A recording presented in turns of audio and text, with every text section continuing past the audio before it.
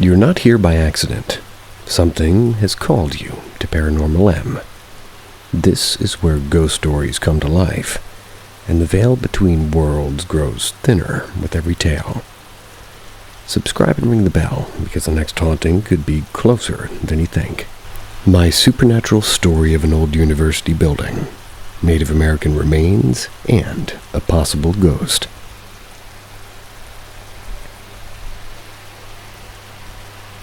I attended the University of Kansas, and while I was a student, I had a part-time job working for the anthropology department located in Fraser Hall. This is one of the oldest buildings on campus, and thus has a couple haunted stories. Some days I had to be the first person on our floor. I had to arrive very early before anyone was there, before 7 a.m., unlock the doors to the common areas and bathrooms, turn on all the lights. On this particular day, I unlocked the men's room and took a very peaceful morning shit. Knowing I'd be alone for at least 30 minutes and didn't have to worry about anyone hearing or smelling my activities, while in the stall, the utter silence was broken by the sudden and bursting sound of rushing water. It startled me, and after a few seconds of listening and finishing my business in the stall, I recognized it to be the sink faucet running. Upon my exit, I witnessed that sure enough the sink was running. Both handles were turned completely to the turn the water on position. There's no chance of a person having done this. It was a small bathroom, and you could hear very clearly when the door was opened, and any footsteps. I considered some kind of plumbing issue, but I didn't see how that would also cause the handles to be turned. But if that is possible, please, some plumber, let me know. I exited the bathroom. The hall was just as silent and empty as it was before. But as I walked to the other end of the hall, I once again recognized the sound of water rushing, emitting from the woman's room. After a knock on the door, I went inside to find the same situation. Sink running, both handles turned all the way on. I was very creeped out. Nothing else happened that day, though. Months later, I was tasked with organizing the old storage room for the anthropology department located in the basement. It hadn't been touched in years. There, I came across a brown paper bag containing what I later confirmed to be human bones.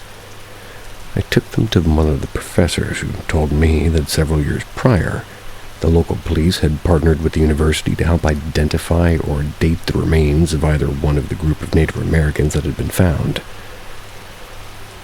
I can't exactly recall the full backstory, and this particular bag had at some point been separated from the rest and mistakenly stored in this room. Thinking of the level of disrespect and probably illegality of storing a human person's remains in an unsealed bag for years amongst a bunch of junk made me think of my experience with the sinks. It made me wonder if there was some connection.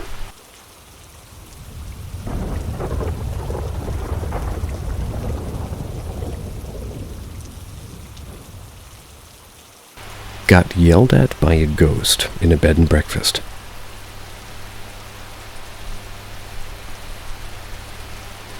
About 25 years ago, my husband and I were in Iowa. We were there to attend a family wedding. We were staying at a Victorian bed and breakfast. It was called the Bishop's House. When we'd reserved the room, we were told, at least I thought, that it was called the Roman Chamber. But what exactly was Roman about it was not really evident. It was very beautiful, however, with a fireplace, stained glass windows, antique furnishings, and an amazing original marble shower in the bathroom. Unfortunately, the first night of the 3-day weekend, it was almost impossible for me to fall asleep in the capacious bed, but I chalked that up to excitement over the wedding and being in unfamiliar surroundings. Saturday, after the wedding and reception, we returned to our room exhausted. I fell asleep as soon as I lay down. Then the dreams began. In them, I saw a very angry man leaning over me, demanding to know why I was in his bedroom. "Didn't I know?" he asked. What a scandal it would be if he were to find to have a woman in his bed. I woke up absolutely terrified because the experience was being so real. Slept maybe 15 minutes the rest of the night because I didn't want to get yelled at again. But when I mentioned the dream to my husband, he said that I had a vivid imagination and, well, maybe indigestion from too much cake and champagne. Sunday was our last day. After breakfast, we got to talking with the bed and breakfast hosts. They filled us in on a long history of the house. It was owned at that time by St. Ambrose University, but previously the residence of the Catholic Bishop of Davenport, hence the name the Bishop's House. Then they showed us a book of clippings.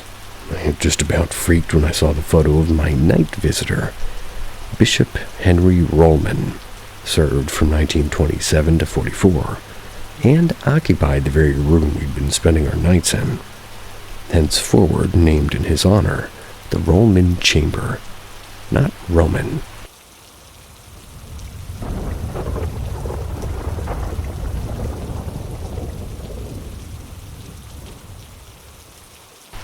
Ghost in the Orphanage. My mom was psychic, a gift likely inherited from her mother. But as they didn't have much of a relationship, my grandmother abandoned the family when my mother was just 7. Nothing about it was ever really explained to her. On the positive side, she was never taught to hide her ability. On the negative, she never learned to, I guess, quote-unquote, filter. Was always aware of the spirits around her. She encountered a memorable one at Maryville Academy in Des Plaines, Illinois. A Catholic orphanage where she and her brother were sent after several years spent shuffling back and forth between their father in Chicago and various relatives' homes. What landed them in the orphanage was the onset of the Great Depression, which led the relatives to claim that they couldn't afford extra mouths to feed anymore. Just as my grandfather's work hours were drastically reduced to the point that he could barely afford to feed the shelter's kids, a neighbor, noticing the family's desperate situation, notified Catholic Charities, whom suggested my grandfather surrender his children to their custody. Though loathing to do so, he finally agreed, hoping they'd get some stability in their lives. Unfortunately, once at Maryville, Mom and Uncle were sent to live in separate facilities, where keeping up family relationships was not encouraged. A younger sister, deaf since infancy due to an illness, was sent away to a school for their hearing-impaired children, so they lost contact with her too. Luckily, Mom was a pragmatic and adaptive girl, took easily to institutional life. When asked as an adult if she'd missed her family terribly, she'd say, "Yeah, at first, but at Maryville I could count on 3 meals a day, hot showers, and regular schooling." Also, being an outgoing kid, she wasn't lonely for long, soon adopting her orphanage mates as sisters to gossip and play games with, practice hairstyles on, and best of all, share spooky stories with. Following an apparently long-standing tradition, the girls would regularly sneak out of their dormitory at night and gather in a large porcelain-tiled bathroom down the hall. It's where the older ones would pass on such legends as Bloody Mary, Room for One More, and the Golden Arm to the younger ones. Till thoroughly scared out of their wits, everybody finally crept back to their beds for long sleepless nights. However, my mother was certain they hadn't been telling tales the night of the incident, because everybody had been sent to bed early in preparation for a religious observation the following day. By midnight, the girls, with the exception of my mom, were sound asleep, snoring gently in a large room that held upwards of 20 beds. Hearing the familiar gentle swish of a nun's habit, and the accompanying faint click of rosary beads coming down the hall, Mom understood a sister was coming to check on them, closed her eyes so as to appear asleep. She heard the nun make her way up one row and down the next, seeming to check each girl before moving on. But when she got to her, she stopped, stood over her for a while before seating herself at the end of the bed. Never having been singled out like that before, my My startled mother opened her eyes and saw nothing. There was definitely someone on the bed, as she could feel the warmth and weight of a body resting on her feet, but whoever it was invisible. Per my mother's recollection, she nearly died of fright as the following possibilities ran through her head. 1, she was dying and the nun spirit had come to escort her to the hereafter. 2, the spirit had come to warn her of something bad about to happen at the orphanage. Or maybe she'd come to notify her of illness or death in her family. With each speculation, her panic increased till finally she couldn't take it any longer, fainted from sheer terror. The next morning, surprised to find herself still alive, she rose with the rest of the girls for the religious observation. But later, when they had a chance to talk, she asked if anybody had noticed anything during the night. No one had, nor did anything unusual occur, or any news arrive that would explain the nun's visit. Eventually, Mom came to the conclusion the spirit nun had just been seeking communion with another soul. Eventually found the only girl in the room of them that could apparently sense her presence. Since at the time Maryville was over 30 years old, it seemed likely that at least one sister had died while in service there, especially during the Spanish flu epidemic of 1918. But unfortunately, not having access to records, Mom was never able to verify the identity of her special visitor, though she remembered her for the rest of her life.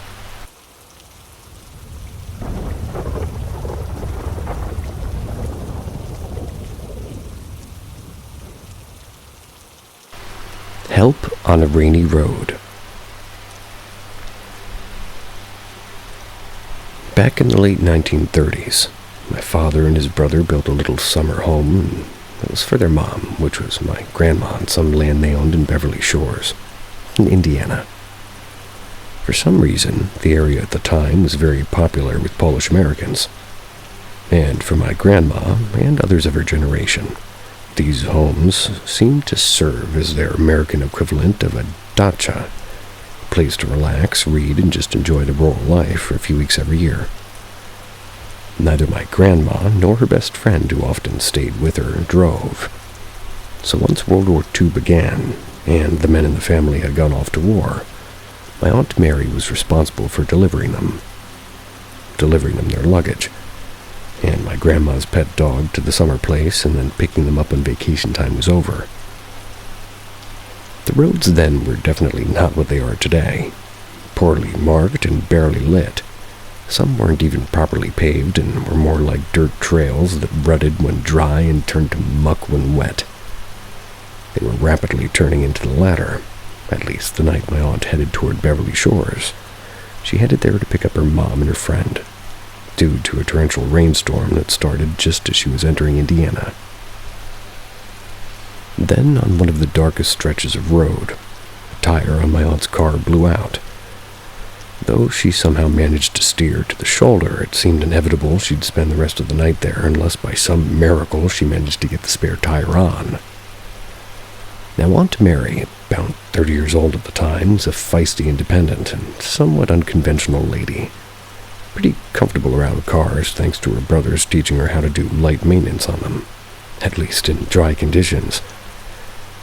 She wouldn't have been able to change the tire quickly and get back onto the road, but that night not only was the rain blinding, her sedan was beginning to sink into the mud. Nevertheless, she bundled up, put her rain bonnet on, and went to go get a spare and the jack out of the trunk ready to give it a go. She succeeded in getting the flat off, but was having difficulty finding a solid surface to brace this jack, becoming pretty irritated also. That's when a car pulled up from behind, its big headlight lamps shining through the downpour. Today, a lot of people might naturally be apprehensive, wondering if the person stopping was a serial killer who'd fortuitously come upon his next victim. But back in those days, they didn't seem to think like that. My aunt was just happy to have some help. The face of the man who got out of the car was mostly obscured by a pulled-down fedora, turned-up collar, so my aunt really never got a good look at him. But she did remember his voice as being low and pleasant. After assessing the situation, he immediately dived in to help, despite the fact his expensive trench coat and gloves got seriously soiled in the process. When he was done, my aunt both thanked him profusely and offered to give him some money, but he apparently refused. But getting back into her car, she grabbed her purse anyway, pulled out a $5 and exited, and intended to press the money into his hand and refused to take no for an answer. Except there was no man or car. Nothing on that isolated road. In less than a minute, they'd both disappeared. As he couldn't have driven past without her hearing it, my aunt wondered if he'd back down the road. But why would he have done that? He'd obviously been headed into Beverly Shores also. Despite the late hour and the rain, my aunt needed to solve the mystery of where her Good Samaritan had gone. So she slowly turned her car around and headed in the opposite direction, certain she'd encounter him soon enough. But despite going nearly a mile, she did not. Only then did she start kind of getting what she called the creeps. A dawning suspicion that the man who so kindly helped her was not of this world. Though some who eventually heard the story suggested he might be a guardian angel, my aunt tended to think that he was somebody who died on that stretch of road on a rainy night, reaching out to help a stranded stranger. Even as an elderly lady who lived to be 94, she'd shiver a little at that thought.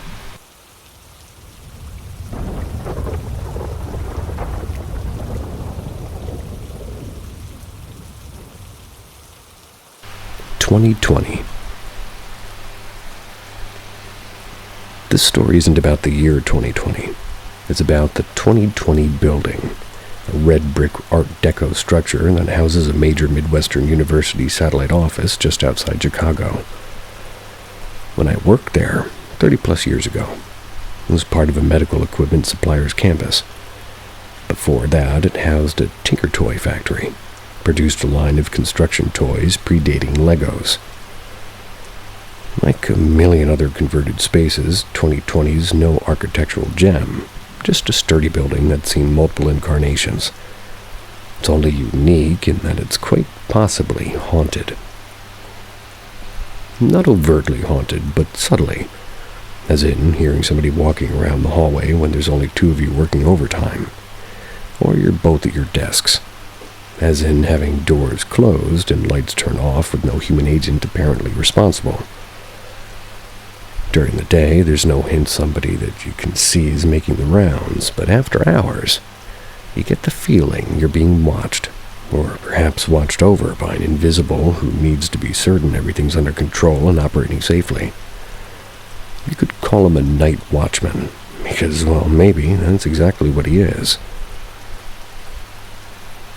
During my days at 2020, I got to know a couple of employees who'd grown up and still lived in the immediate neighborhood. It was from them I learned about the Tinker Toy factory fire, a huge conflagration in which a night watchman was supposedly the one and only casualty. According to what I heard, he discovered the fire while making his rounds, tried to extinguish it himself before calling the fire department. But his actions cost him his life. That's when he got trapped by the flames. I've never been able to verify this story, but I can tell you I worked many late nights at that place, heard footsteps and doors closing when the only other living person upstairs beside me was a staff accountant, sitting right in my line of sight. We couldn't attribute the sounds to cleaning staff or roving security because the building was cleaned Saturday mornings. The lone guard on duty remained at her lobby desk all night long, with the exception of breaks taken in a bathroom literally 5 feet away. When the division I worked for closed down in '84, I left for a job at the downtown campus of the aforementioned university. That's where I met the man I eventually married. A few years later, when the university bought 2020, they established a satellite office for his department there. So while he continues to work in Chicago, he often goes up there for meetings and knows the staff well. A couple of years ago, I was introduced to a member of this extended coworker family when we ran into her one day while out shopping. Instantly liking each other, we soon chatted up a storm. And during what I mentioned, I once worked in the same building she did now. 2020, quite an interesting place, isn't it? She asked. And I, sensing she was hinting at something, went there, saying, "It sure is. Have you ever gotten the sense there's something there that you can't see?" "Oh, hell yeah," she said with a laugh. "There is definitely something there. I'm always aware of it when I'm working late." Of course, I felt I had to tell her the story about the night watchman, and she said, "Funny you should say that, because whatever and whoever is there, I've always felt they're being protective, watching over those of us working late to make sure we're safe. Never felt scared of it at all."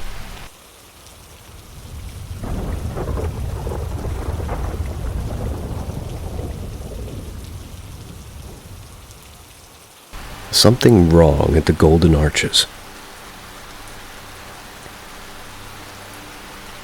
An autumn afternoon 40-plus years ago found the two of us driving from Chicago to Racine. I don't know how to pronounce that. Racine, Wisconsin, to visit some friends of friends. Growing hungry on our journey, we decided to grab something to eat. But since we craved burgers and ham and cheese franchises were the only option along the highway in those days, it took some searching to locate a McDonald's. There's a beetle attacking my foot. We finally found one, identified only by a tiny sign, in Victorian brownstone on the outskirts of the small town. Despite its atypical exterior, Jolie and I expected the interior to resemble most Mickey D's of the time, brightly lit with the signboard displaying options and a counter attended by a uniformed employee. Instead, the decor, replete with the black and white tile floors, cafe tables with bent wood chairs, and a working gaslight fixture, was like no Golden Arches we'd ever seen.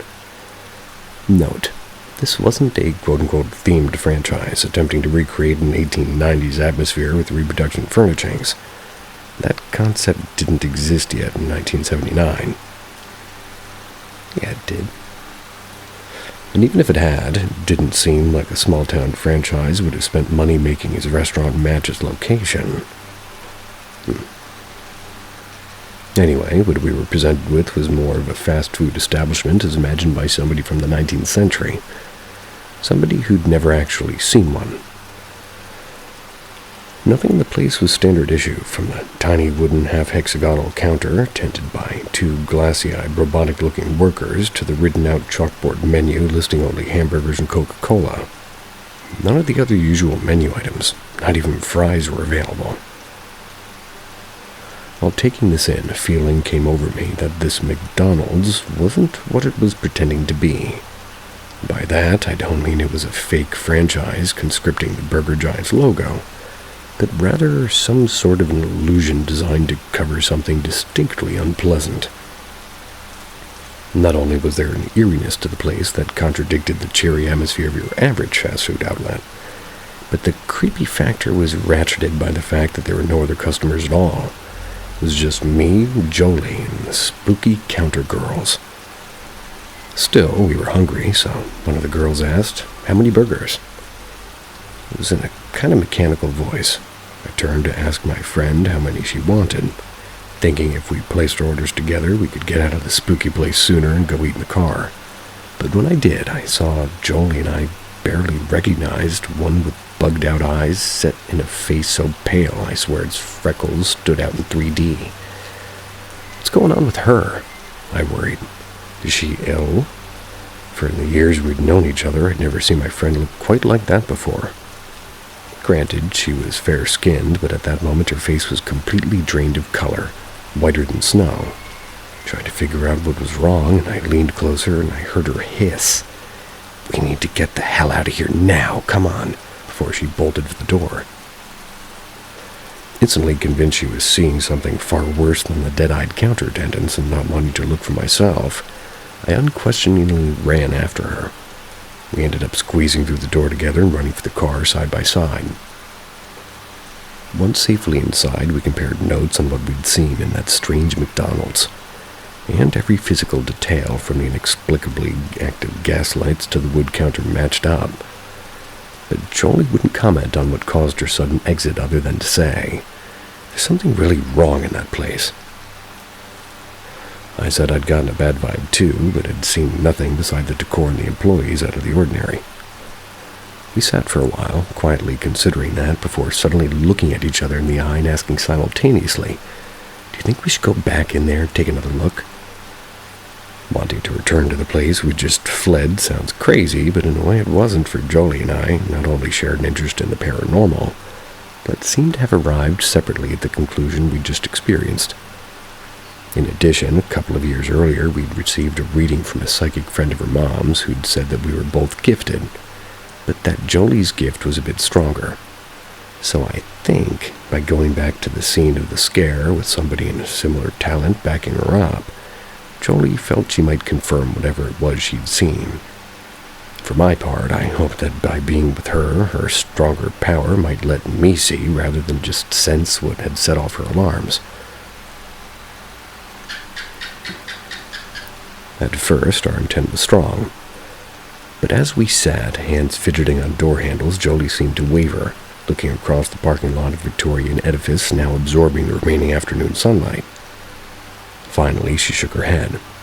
"We shouldn't go back. What's in there is too wrong, and maybe we were lucky to get out this time."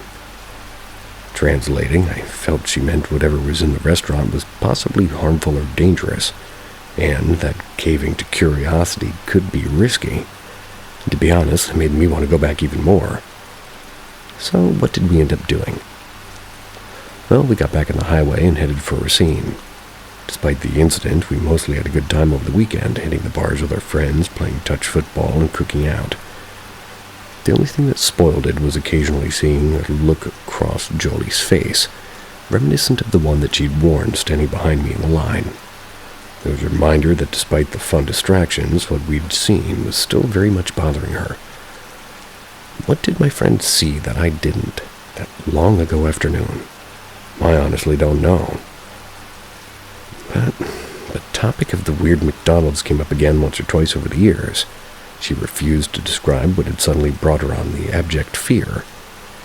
After a while, it occurred to me that she didn't want to paint a word picture of something that might become a permanent exhibit in the gallery of her mind. I therefore quit questioning her about it. Unfortunately, like many high school BFFs, Jolie and I eventually drifted apart, finding new confidants as we traveled the road of life. We both eventually got married, and she had a family. But whether she ever shared the full story of what happened in that McDonald's with her husband and kids, I don't know. As for me, I'll always chalk up the incident as two ordinary girls from Chicago taking an unexpected detour into Wisconsin's Twilight Zone. Hold on a tick. We both got married, she had a family, but whether she ever shared the full story of what happened in that McDonald's with her husband and kids. I thought you just said that it was just you two, so I don't even know what's happening anymore. Other than that sounds like it was written by AI, because it was way too smooth.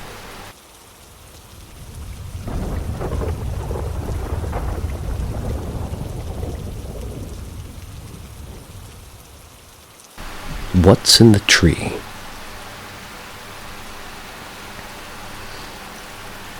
While living in an old neighborhood on the north side of Chicago, my husband and I often took walks on late summer evenings to admire the area's beautiful Victorian houses by moonlight. Frequently, their owners, sitting on the wraparound porches to catch a breeze, would call out, "Nice night," as we would pass, to which of course we responded, "Yes, it certainly is." It was a lovely social tradition, one we imagined had been practiced since those houses had been built. One night, ambling back to our apartment, we happened to pass a tree in the parkway, about which there was nothing unusual, except as we walked under its branches, a deep resonating moan emanated from within its darkened foliage. Not a cicada buzz, a bat squeak, a bird chirp, or a cat yowl, but a moan coming from right above our heads. There was something not right about the sound. The hair on my arm stood on end, yet we paused, trying to determine what it was that we had heard. "What do you think that was?" I asked my husband. "It has to be an animal," he said. "Maybe a squirrel protecting its nest." The sound again came from above our heads, more of a groan than a moan this time. "Squirrel," I scoffed. "I've never heard one make that noise." "City squirrels do occasionally emit a distinctive cry when scared, but it could never be mistaken for a moan or a groan. There was a human or human-like element to what we were hearing, but the tree was in no big way sturdy enough to conceal an adult or a child. And who'd hide up in a tree and moan anyway? It has to be a squirrel, my husband reiterated, sounding less convinced now, more like he was trying to make things right in his mind. But the sound was even more wrong. It was low and guttural. When it came a third time, "Whatever it is, we need to go now," he said suddenly, grabbing me by the arm and pulling me away from the tree. He's a fast walker naturally, but now he was race-walking, on the verge of running as he dragged me behind him. Barely able to keep up, I nevertheless asked, "Do you think it's some sort of a spirit?" "No," he shouted, automatically, and then in the most fearful tone I've ever heard him use, he continued, "Honestly, I don't really know, but I don't want to see whatever it is, and I'm afraid if we stay here, I might." The words had no sooner left his mouth than we heard the sound once more, a long, attenuated moan that absolutely vibrated the nighttime air. We took off running like a couple of terrified kids. A few blocks later, we reached our building, where, after rushing up the stairs to the second-floor unit, we locked the door, flopped on the couch, out of breath. A little while later, when we finally decided to address our experience, we didn't even attempt to apply further logic to it. For having ruled out insects, animals, and humans, what other explanation was there for something supernatural? Yet, a ghost didn't seem like the likeliest explanation. Why would a spirit haunt a tree, unless maybe it was a hanging tree behind a prison where death sentences had been carried out? A scrawny young maple on an urban parkway didn't fit that scenario. Then I began wondering if we'd encountered a misplaced elemental, named after the elements of nature, i.e. fire, air, water, or earth. Elementals are spirits that have never incarnated as humans. While technically not ghosts, they're capable of evoking fear and uneasiness in some people. Mostly, though, they're pretty harmless. Due to the fact elementals are usually associated with forests, mountains, and other areas of sparse human habitation, I did at first wonder how one might have ended up in a large city. Then I realized it might have accidentally attached itself to a group of vacationers on a camping or hiking trip, transported back to their neighborhood. It sought shelter in something familiar to it, a tree. Maybe the moaning and groaning we'd hear was probably the spirit's successful attempt to scare us away from its safe place. Though we continued to live in that neighborhood a couple more years and kept up our evening walks, we never again encountered the moaner. So I guess whatever it was found someplace more to his liking, such as a park or a forest preserve.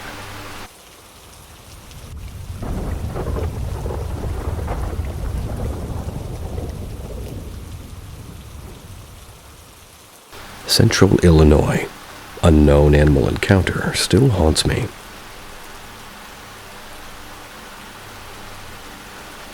When I was around 16, I lived in a rural town in central Illinois near Starved Rock, and I had an experience with an unknown, mysterious animal.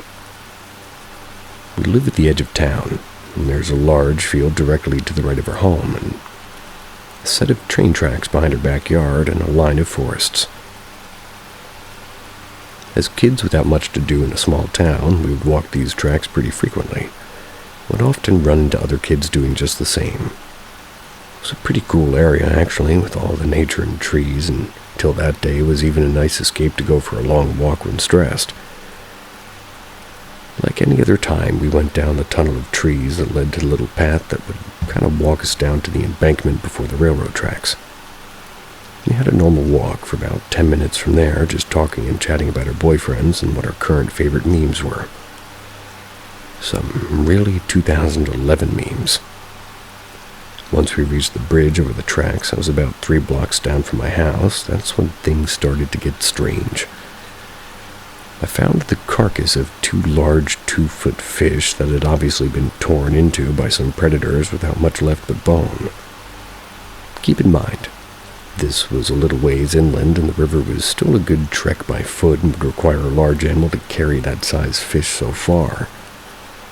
A little further down the breadcrumb trail of white fluff scattered throughout the tall grass on the opposite side of the tracks. To me, it looked like an animal had been hurt, and being the animal lover but a stupid 16-year-old one, I thought it was a grand idea to keep investigating further. I followed the trail of fluff which led me to a fresh deer leg and nothing else. Just past the deer leg, and then about 15 feet or so away, I walked directly up the opposite embankment from the original to see a large den-like tunnel. Immediately walking up to it, I felt like I shouldn't be there, and something else felt just the same. I retreated backwards, feeling that I should not return, or rather turn my back on the den. Scared out of our minds, at that point we decided it was probably best to get back. God knew what else we would find, or what would find us.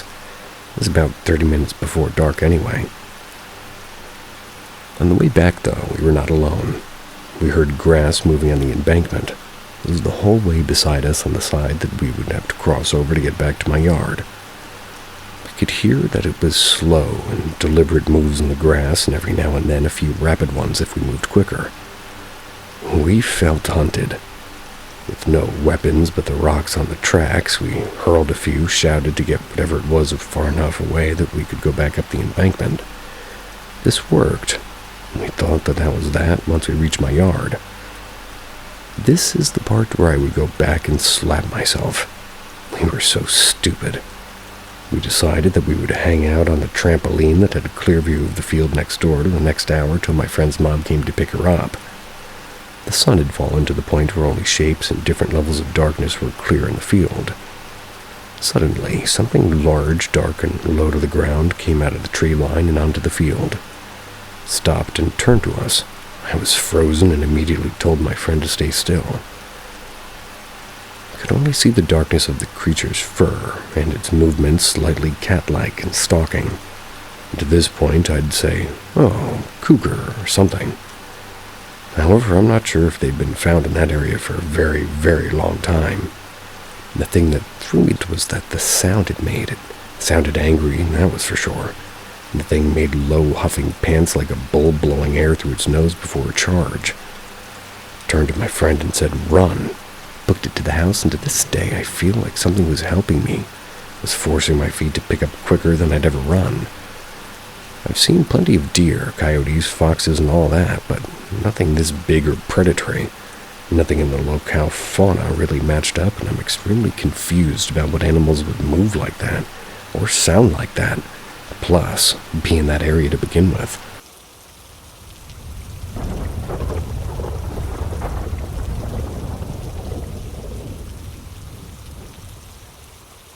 Heard my husband's voice, but it wasn't him. This was about 2 weeks ago. I recently just got laid off my job due to the pandemic, but my husband is an essential worker, so he still has to go in every morning. It was around 3 p.m. in the afternoon. I was cleaning our kitchen and doing dishes. He usually doesn't get home until 5:30 or 6 every night, and I was alone and wiping down our counters, and I heard my husband calling my name downstairs. I immediately stopped and looked down the staircase across from my kitchen. Then, immediately after hearing that, I thought it was him. I watched my cats run over to our stairway, jump up onto our banister, and look down toward the door to the garage like they always do when he gets home from work. So I thought he may have just been getting home early. Then quickly realized that I never heard a garage opening or his car door shutting. My cats were still perched there and seemed like they were waiting him still, and they both looked at me simultaneously with confusion. Then I responded back with his name in a questionable tone, but there was no answer. That's when danger entered my mind.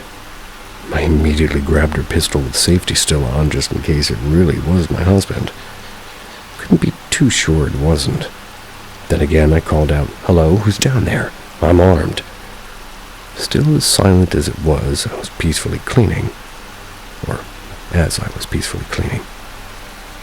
Then I call my husband and he answers.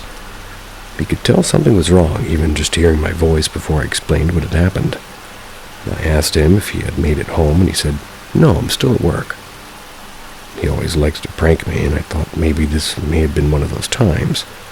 I told him, "Tell me you're joking right now. I have a gun in my hand. If you're not home, something just made my name happen. and it sounded just like your voice. He hung up the phone with me, called back on FaceTime so we could see that he was still in fact at work. So now I'm thinking somebody might be in the house. I checked every room and the windows and the doors, all untouched. Then I began questioning if I was just hearing things. But the fact my cats reacted the same time I did in reassurance, I'm not crazy, I guess. I think they just heard it just as I did. Haven't heard a voice since.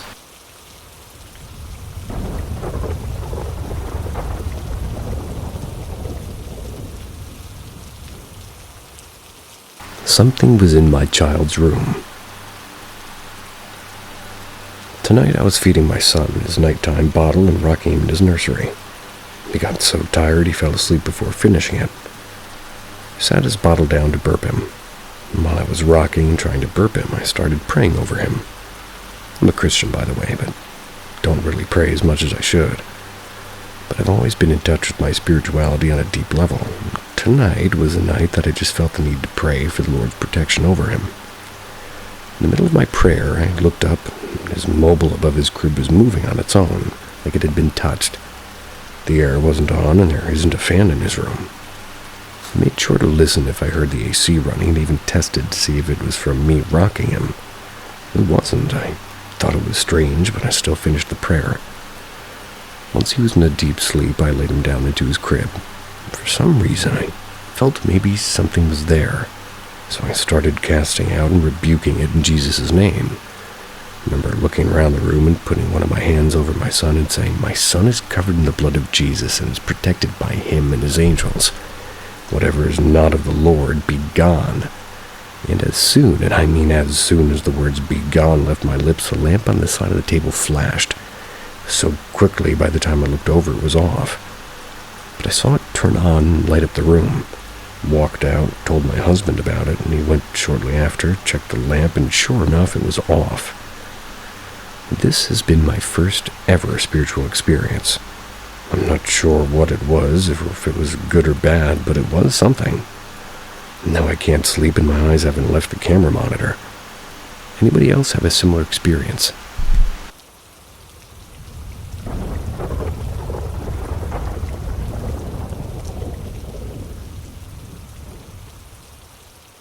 I don't believe in ghosts, but some circumstances have happened that might make me think otherwise.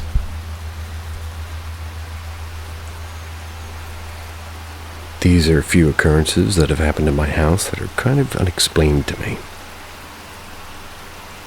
Bullet point number 1. I was sitting at my desk home alone. I don't know why, but something made me want to turn my head and look at the couch, and as soon as I did, I see a couch pillow just kind of move slightly about an inch. Same thing happened next night, but with an extension cord. Not long after this, I was using the bathroom late one night and the hallway was dark. So my mind could have been playing tricks on me. But when I turn left out of the bathroom, I usually see the wall at the end of the hallway with a small reflection of light on it from the outside lights. When I turned left this time, I didn't see the light reflection. I only saw a dark mass about the same height as me standing right in front of me, which made me jump backward because I thought I just ran into someone. When I quickly looked back, the dark mass was gone, and I could easily see the end of the hallway again.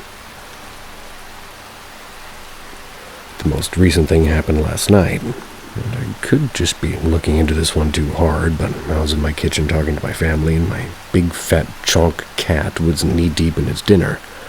He wasn't paying attention to any of us. As my mom was talking, I noticed this white floaty thing quickly past the corner of my eye.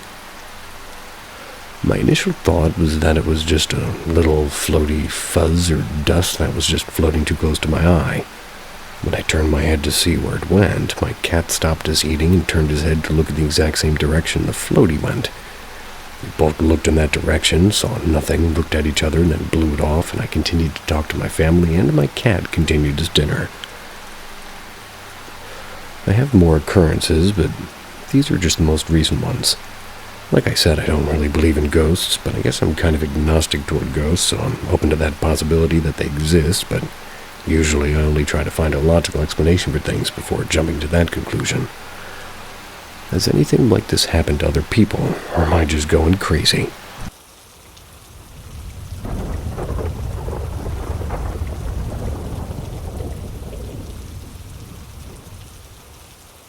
Something messed with our car in the woods.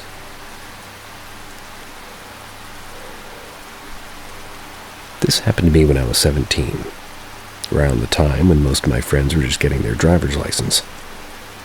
We all had that rush for cars back then, so it was quite common for us to skip school and go for a ride out of town. Back then. The city where I lived is surrounded by forests and 2 mountains, so we basically had a lot of places to go and chill. One day my friend was very excited to show us a place that he had found about online, possibly here on Reddit. Back in those days. For which people said was quite odd. He looked it up and apparently it had a reputation for being a paranormal site. Being the typical group of teens, we collectively agreed to check it out as soon as possible, including me, who more or less believes in spiritual stuff. Going up the mountain, we were listening to the radio until we lost the station to static. For, well, obvious reasons is why the radio does when you go deep into the woods. This entire experience is happening during a summer night, so we were feeling pretty careless and as excited as a person can have, or be. Having no music to listen to, we started talking and discussing our expectations for this place, with most of us having no expectations at all. Our conversation was suddenly interrupted by loud static coming from the radio. We had just turned off just a few minutes ago. We were all a bit startled, but still nothing out of the ordinary. Happened again a few minutes later. We all looked at the radio and it was still off. We quickly dismissed this as something that radios do for some reason and again didn't pay much attention. The 3rd time that had happened, the driver hit the brakes and stopped the car. He turned to us and yelled, "Fuck me, did you hear that? What was that?" Claiming that he heard a voice this time. None of us heard anything except static. The driver said that he's had enough and switched the engine off. So there's no possible way for anything, including the radio, to be working. Sat like that for a while in pitch black. There was no city lights around us, and the forest had been covered all the light sources like stars. Couldn't distinguish night sky, that's how dark it was. The light indicated the radio turned on, and soon after the static came. I could tell that we were all feeling a bit anxious by then, and through the static came a female voice singing, and it was very silent. For a second, it got louder and then fell back to silence again and then vanished, but even weirder, the static vanished too. Once we switched the car back on and turned the headlights on too, we observed what seemed to be smudges of fingers all across the fucking windshield. We didn't turn the car around immediately, but I could tell that we all just wanted to leave. We stopped further up on a hill, took some pictures of the Milky Way, and went back home afterwards. Ever since we speculated about what the fuck happened to the radio and the windshield that night, my friends went 2 more times without me to the same place, recording the same, including feeling a small push once the car was off. What do you think? I believe that there are many logical explanations, but considering the fact that I'm somewhat a person who believes in such stuff and had an adrenaline rush that night, it's hard for me to grasp something rational. I'd go up there and take a picture of the 3 Musketeers.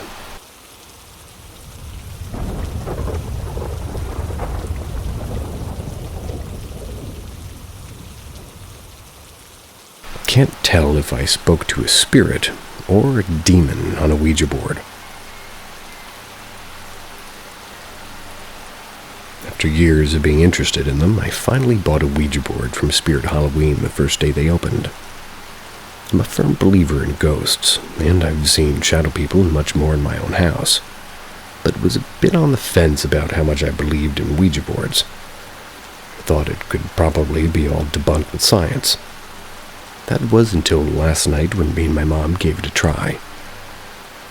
My mom hasn't done one since she was a teenager because every single time she used one without fail and it worked and she had full conversations with whoever was on the other side. It left her with a bad feeling and she would rather just not mess with it. But once I bought this one, she was excited to try one again. The second her fingers were on that planchette and I asked if anybody wanted to talk, it went straight to yes with a strength I never could have imagined. I mean, I had tears in my eyes. I was so shocked. We continued to ask about its life, and we learned it claimed to be a woman from Maine who was a wife and mother until she was killed in 1977. She didn't initially want to talk, but also said she was enjoying talking and wanted to continue. Gave the smallest details about his life, and the only way I could explain it is it was as normal as talking to a woman you just met on the street. Details like her husband's name, and she liked birds but not cats and dogs, and that she was happy wherever she was. She felt so human. It was such a human conversation. That was until toward the end, when her spelling became sort of jumbled and didn't make much sense anymore. I asked if she was struggling to say what she wanted to say, and she said yes. So we stuck to yes or no questions. We had lit 2 candles on either side of the board. My mom asked if she was able to move the flames, to which she said no, leading me, very stupidly, to ask what she could do besides talk through the board. Pretty quickly, she began doing the figure 8 motion and freaked out because I had heard for the years that it's not a good sign. But still, we just asked another question and changed the subject. After a while, we were tired and asked if she was ready to end the conversation, and she said yeah.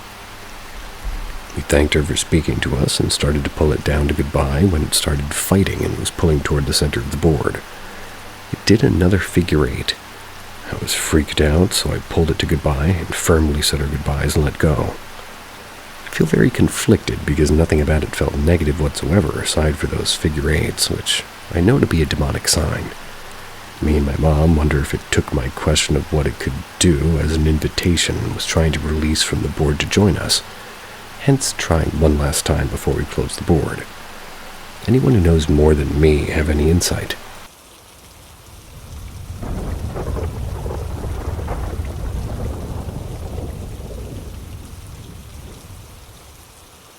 The sound I heard still haunts me many years later.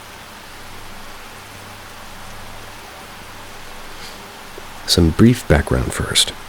I grew up in a relatively small town in Australia. The house my parents built was in an area that had previously been a large farming area, maybe 100 years earlier. While I lived at that house, I had many experiences with what I'd consider paranormal, ranging from seeing shadowy figures to one evening where I felt something physically sit on my bed while I was at home alone while my family was out of state. This particular incident happened in 2008. It's when I was about 15 years old, and I'm now in my 30s. I remember I was home alone this particular night, sitting in the living room playing Fallout 3 on my PlayStation. I was home alone, so me being a loud and obnoxious child, I decided to make as much noise as I could since no one was around to tell me otherwise. I would always make this stupid whistling sound that nobody else I knew really knew how to do, so I'm sitting there making the sound over and over until I hear a clicking sound, followed by the exact same whistling sound I had made being repeated as if somebody had just whispered it right into my ear. At this point, I absolutely froze in place. I never felt as terrified as I did at that exact moment. I remember having this extremely overwhelming feeling of dread, and I immediately threw down my controller, bolted out of the front of my house. Now, the front door of this house was completely made out of glass, so I was able to see straight into the room I was just sitting in. Stood there for what felt like an hour before I had the courage to go back inside. Ended up sitting in my parents' room with their TV on until they got home. And obviously, they didn't believe a word I said when I told them. To this day, I still don't know what caused that sound. I don't believe I was hallucinating, and I wasn't loud enough to be an echo. I often think back to this day many years later.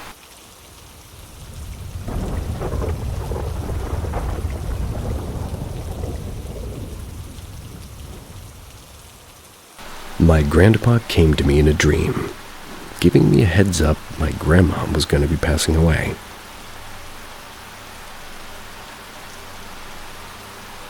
Let me start by saying I've had multiple visitation dreams. Usually they're shortly after the person had passed. They were saying goodbye.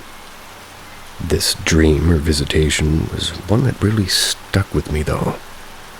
It was 2019, July 2nd to be exact. My grandpa had been passed for 15 years by then. My grandma had been in and out of the hospital for a couple of months. She was fighting pneumonia for a while, and she started having some stomach issues and went back in. Well, that day not much news had changed with her. She was still okay, wasn't any sort of extreme decline. Well, that night I had this dream. Remember, my grandpa was in some room with me and said, "Grandpa, what are you doing here? You've been gone so long now." Note, I never did dream of Grandpa after he passed. He smiled and said, "I know, I'm here to take Grandma home now." I remember feeling happy, and I wasn't sad. I was excited because, well, Grandma was going to see Grandpa. I woke up and told my dream to my husband, and a little bit afterwards, I got a text from my cousin. She said Grandma was not doing good, and her outcome looks bleak. Then she said that they were taking her home to make her comfy. I was totally baffled. I knew she wasn't doing good, but it was definitely a surprise. On July 4th, my grandma took her last breath. The same day her dad died. She never met him. He died before she was born. I've had plenty of other weird, crazy, and what I feel has been paranormal experiences, and I hope this one counts, though. Not necessarily scary, more of a positive paranormal story. If anybody else has experiences like this, I would absolutely love to hear them.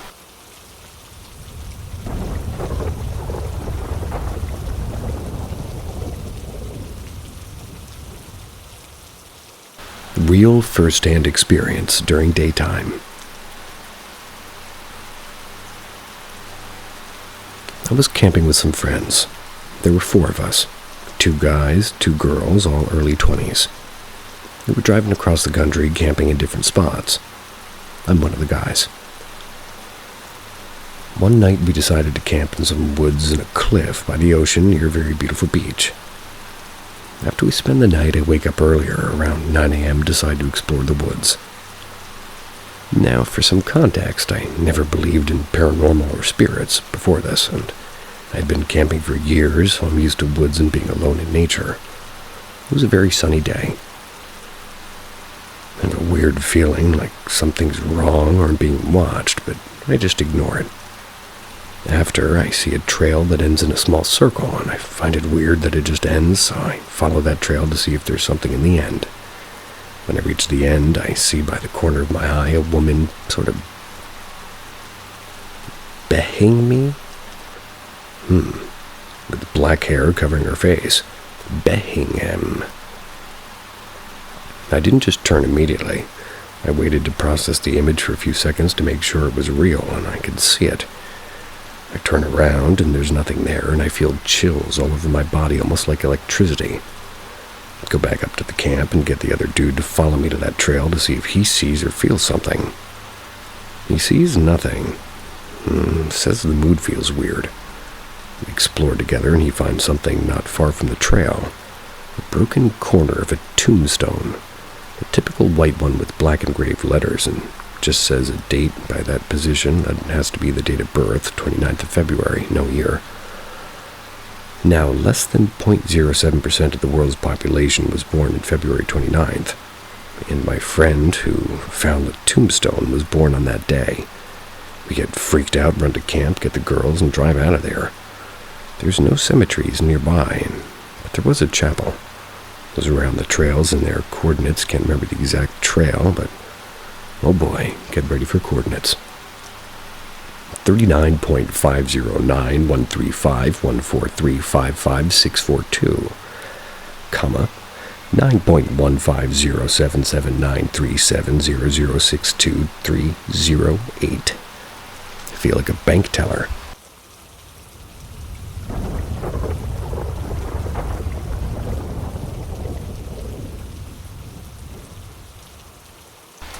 A weird experience in France. I believe this one already. I'm quite superstitious, but would always try to find any logical reasoning before going toward the paranormal explanation. This happened a couple of years ago when I was traveling in France. I checked into a hotel in Nice and shared a room with my mom. The room has 2 twin beds, so we each slept in one bed. Very well. We had a long day, so my mom passed out on her bed as soon as we walked into the room, basically. I stayed up a little to upload pictures onto Facebook, which I ended up staying up for a while because crappy internet speed. I had my laptop on the bed, and I sat on the edge of the bed with one leg hanging off the bed and the other sitting in Indian style on the bed. And about an hour in, I started feeling some pressure behind my back and around my abdominal area. It felt like I was being hugged from behind. Chalked it up to being tired, so I turned off my laptop and went to bed. I had a dream that I was standing in front of the hotel, feeling a bit confused. It was daytime, and a guy approached me and asked if I was from around that area. I told him I was a tourist, so he offered to take me around. Next thing I knew, I was visiting all these beautiful places with him, and we ate and shopped and visited a bunch of monuments. I had a really nice time in my dream. Hung out until the sun started setting. I remembered holding hands with him, laughing and walking toward the sunset, but for some reason I stopped walking and wandered, or probably wondered, who is this guy? I don't even know him. Where am I going? The moment I started questioning myself, everything just stopped like a film on pause. Then I abruptly woke up. First thing I saw was my mom sleeping back, and it was facing toward me. But I saw a cloud of black mist floating in front of my eyes, and the reason I could tell the shape was because it stood out against my mom's white blouse. Thought my eyes were playing tricks as they were still adjusting to the light in the room. So I turned my body and looked up at the ceiling. When I turned back, I stopped seeing the black mist. Side note, I grew up in a Buddhist household, so my parents were super religious. They also followed a lot of superstitions. My dad wasn't able to travel with us, so he gave me a necklace with a Buddha's head and told me to wear it at all times, and I guess it was a talisman, and it would protect me and keep me safe, so I wore it on me all the time, except when I took showers. So naturally, my hand started tracing up to my chest, hoping to feel some comfort holding the talisman my dad gave me. Felt around a bit and sat up right away because my talisman was gone. Looked over and it was on the nightstand. Placed it back around my neck. Went back to sleep. The next day, while having breakfast, I asked my mom if she took off my talisman. She said she was so tired she slept through the entire night, so there's no way she would even remove the necklace from my neck. I told her about my dream. She recalled stories of people never waking up after they sleep because they got taken away by spirits in their dreams. Good thing you stopped following that guy, or else who knows if you're going to even wake up today. She was laughing and joking while I felt goosebumps all over my body. I'm sorry, it's not a very scary story, but it was creepy to me because till today I still don't know who took off my necklace. Was that entity, if it was real, strong enough to remove my necklace before appearing in my dream? And, well, sometimes I suspected I could be sleepwalking and maybe took it off. But it was placed neatly on the nightstand and not on the floor, and I also remembered touching it before sleeping because I was praying to Buddha in my head, so for sure I didn't take it off before I slept. I'm also mentally healthy if some of you are wondering if it's psychosis or me being psychotic. Either way, thanks for reading. Edit. Thanks guys for the comments. I want to add that my aunt also had a dream that's also a bit similar. She dreamed that she was going somewhere and asked people on the streets for directions.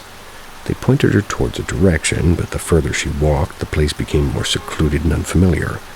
It was scary for her because it was dusk when she started, so by the time she got lost, it was nighttime. She got so scared she tried to grab anyone she could find to ask for help. She found a kind-looking old guy and went to ask him for help, and she told her to follow him, which was in the opposite direction that she was going. Then she woke up and, guys, this is why my family kept telling the kids and even adults not to follow people. They also scared her with the good thing you woke up or good thing that guy helped you before you wandered into the underworld. OMG.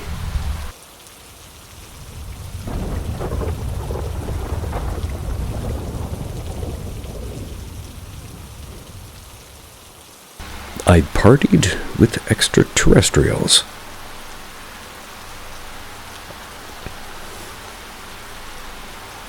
was watching this documentary on this island where people would be invited over and be healed of untreatable diseases by alleged aliens. Sign me up. A guy who was healed and was being interviewed made a comment on their appearance. There was something off about them. They were all of the same type. As soon as he said those words, my mind evoked a 2016 memory of a New Year's party I hosted at a friend's house. At least 500 people showed up. I'd greet most people and show them around the place for them to have a nice beginning of the year. And this is where things get weird. At around 3 a.m., a group of 8 or 9 people showed up. They were both men and women. Nothing really special about their clothes, but there was something off about their faces. They all looked like kids, some taller, some wider, some more blondish, but their pupils were super dilated, on all 9 of them. I remembered thinking to myself, these kids must be super toasted on some LSD or shrooms. I thought nothing about it. They were all kind of pale, and when I welcomed them, they showed no emotion at all. They just looked at each other, and without saying a word, they looked back at me, nodded, and went inside the party. It was off-putting, and I remembered thinking, weirdos. At around 9 or 10 a.m. when the party was done, I walked a few guests outside the house and saw them again. This time they were sitting in the curb in the road, right in front of the house. The sun was already out at this time, so I got to see their faces better, and I shit you not, they were like a carbon copy of each other. Pupils still super dilated, but same face. Like twins, all of them. They noticed I was looking at them, so I looked back, and I felt very uncomfortable, so I left quickly. What are your thoughts? Could the party have been so good aliens actually crashed it, or is it just some really drugged up and look-alike kids? Could all have the same plastic surgeon.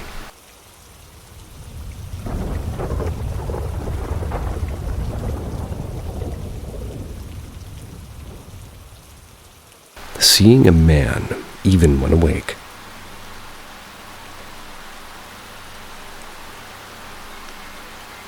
When my friends would sleep over as teenagers, they would say my parents' house was creepy at night.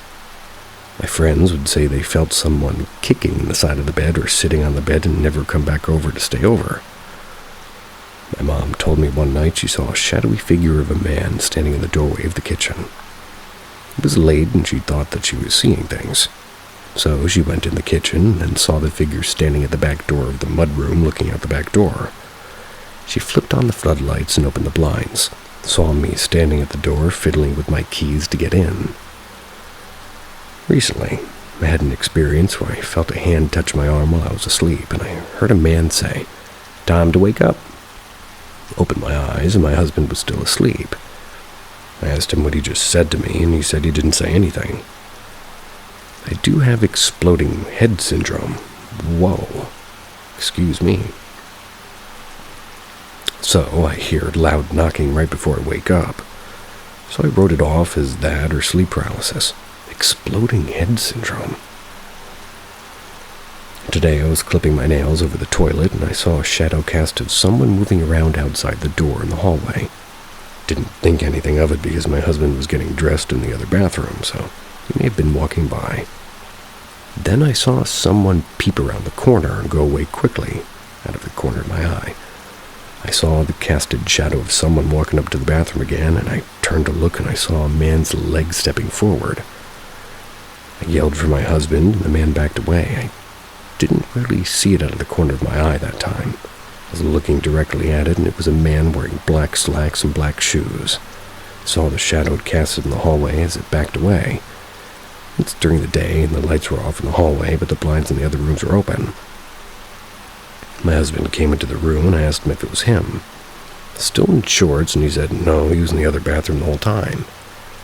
Needless to say, seeing it with my own eyes, I'm either going crazy or it's something paranormal. I guess it's easier to accept it's a ghost or something.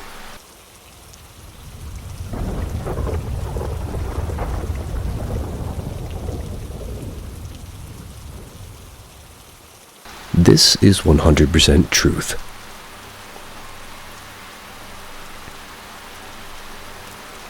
I've only told this story to 3 people.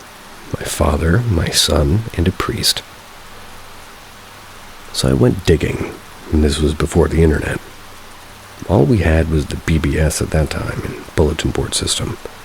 Kind of rudimentary social platform for talking to other people around the world. I asked about black magic and regular witchcraft, and somebody told me to check my local library. I lived in a huge city at that time, over 3 million people. So I went looking. I found a book of spells. They were incantations about different things. One was a spell to get power and money. I created an altar, a staff, drew a magic circle, and followed every detail. The spell required a blood pact, or for the user to sign their name in their own blood, promising to serve the entity and forfeit their soul as well. Before the internet. I just turned 17, and I said the words, I cut myself, and I signed the pact. This was in a closed garage with no windows and doors completely shut. The wind picked up and blew out the candles I was using, and a swirling pile of dead leaves and trash moved from one side of the garage to the other. This was the most terror I'd ever felt in my short time being alive thus far. Nothing bad happened, though, at first. In fact, I met a powerful drug dealer and became one of my city's biggest drug dealers. Sorry for laughing. At any one time, I had about 3 pounds of crystal meth for sale at a time. I was making $20,000 a week. My life got very interesting. For about 3 years, I lived like a cartel king. Money, fame, women, cars, I had it all. I met powerful people in the underbelly of the crime world. I was untouchable. But then I got my first bust. I started using more and more and OD'd several times. I finally left the city in the game and weighed 96 pounds. I'm 5'9", by the way. My life was shit. I used and got clean and used until my 30s. Even did 3 years in prison. Then after getting clean came the nightmares. Dreams so terrifying and repulsive, some I will never tell another soul. Dreams of being raped anally by demons and seeing things that made me sob when I would wake up, and then an uncontrollable urge to use and do bad things again. So again, back into the spiral. I'd be driving to work when I would begin shaking and at times fighting myself not to go use, cutting across 6 lanes of traffic to turn around and go score. I heard voices, I saw shadows from the corner of my shadows from the corner of my vision. I felt a presence when alone. I was terrified. One time I felt something trying to enter my mind or body or both. I was so scared. I felt like something had latched onto me and was making me do things, making me see things. Finally went to the archdiocese and begged for help. I told them all that had happened, and they made me get a psych eval. After that, they said that they would help me, and then performed a kind of blessing on my house. I had to say some prayers and ask God for forgiveness. They also christened my forehead with holy water. Left there feeling better than I had in years. Never used again, and the nightmares and all the scary shit went away. Been sober for over 13 years now. Was it all in my mind, and had I tapped into something evil? I don't know. I just know I'll never fuck with the occult again, and I still worry about what's going to happen when I die. That was a wild one.